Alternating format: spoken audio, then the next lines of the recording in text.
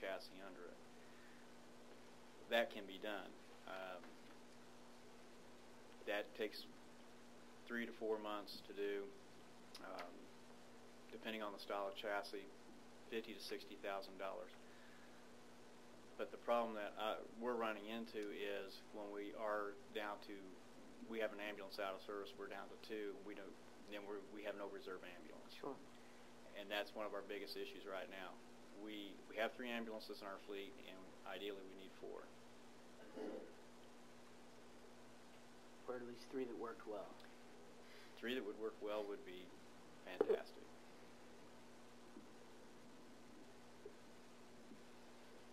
You say the problem is reoccurring. Is this engine problem? Yes. And it's the size engine that's in the ambulances that this is, as Steve pointed out, statewide, but it's also nationwide. We pulled off some information from the internet of the ambulance services from other states that are having identical problems with this particular engine.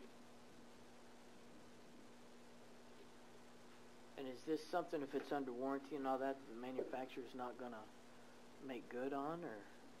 There's no recourse against them? No, we're checking. We believe there's some like class action lawsuits, but that's litigation, years, and that yeah. can be quite some time. So we still have to get them fixed. So we take them in. Some of the repairs are under warranty, but the problem is those type of repairs are causing that ambulance to be out of service Sure. 3 to 5 days.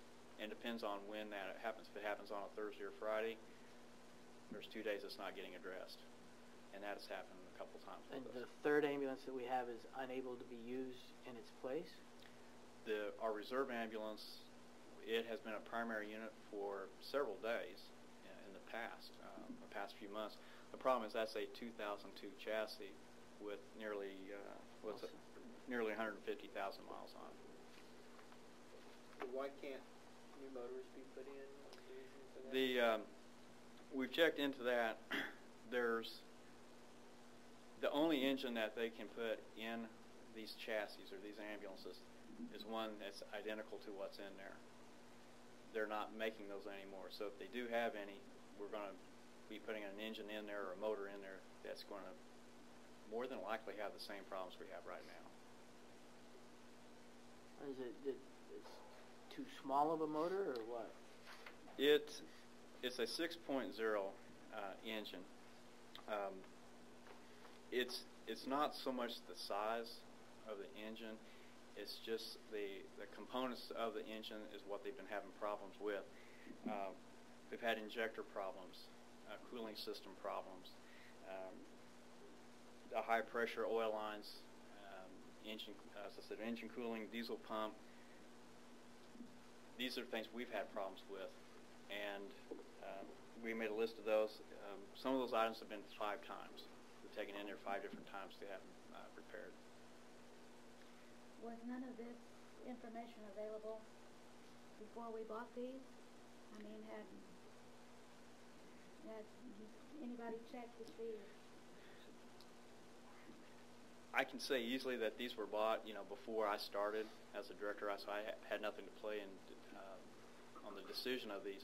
But these engines, the best research we can do, were manufactured in 2002, 2003, so there's a pool of these size engines.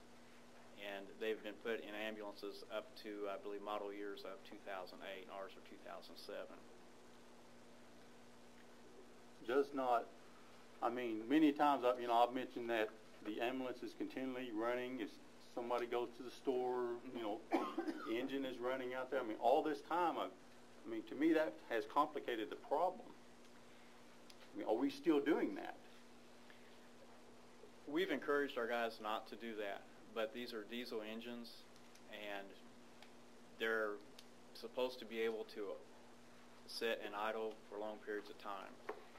That shouldn't create that much wear and tear on the vehicle or on the engine, specifically to the type of problems we're having with them. Steve, I'll ask you, when we bought these vehicles, are these the ones that the state recommended, like they do for the police cars and so on? Not to my knowledge. I think it seems, boy, I'm trying to recall, I've slept a lot since then, but it seems like we were actually thinking about going with the Freightliner. Gary, do you remember any of that? And I think the Freightliners were double the cost, and we decided at that time that, you know, we can't really justify it. It didn't appear from our study that we were going to get that much more mileage out of the Freightliner for double the price, and so we ended up going with the Fords. But to answer Evelyn's question, to my knowledge, we never had any report that the Fords were having difficulty with the engines. But it's all across the country. Now it is, yes, ma'am. Yes. But it's coming to light here. And it has over the last,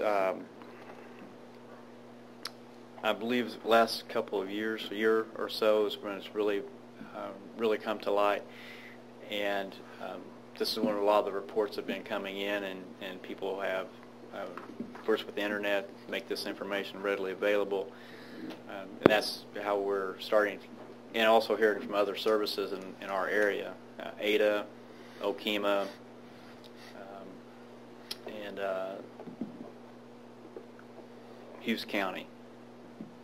They've all had similar issues with the same type of engine.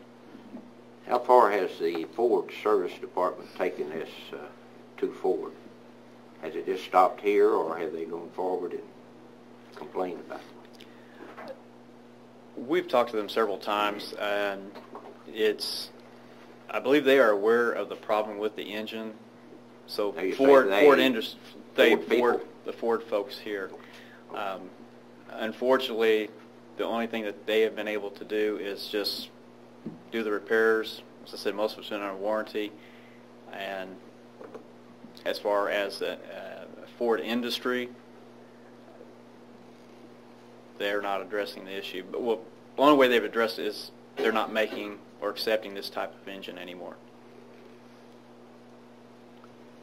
Is it, when you say it's out of service 3 to 4 days, is part of that due to getting parts to fix it, time to fix it, or a combination? It's a combination of those factors.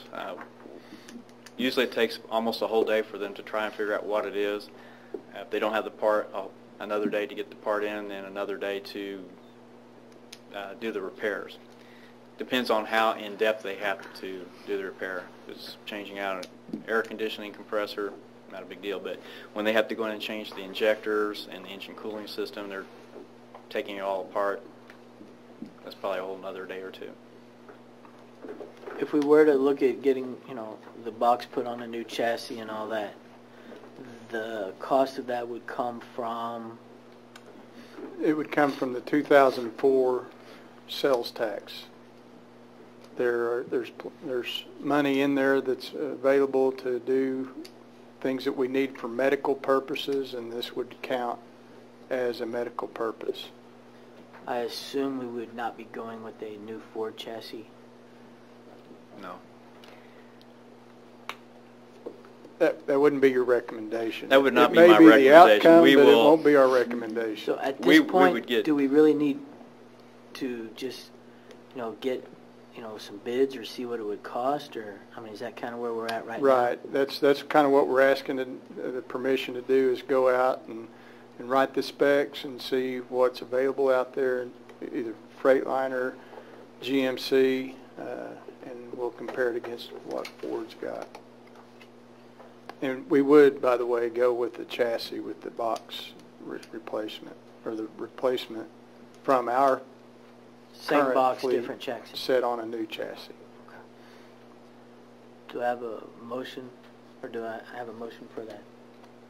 Before we get to that, Mayor, I think we need to also push and have Ford to push as heavy as they can up the line on Ford, because it seems to me they should come back and replace these engines or whatever, even if we keep the ambulance as a backup.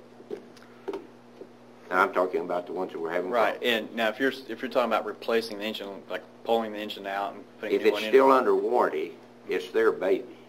it is. You're correct.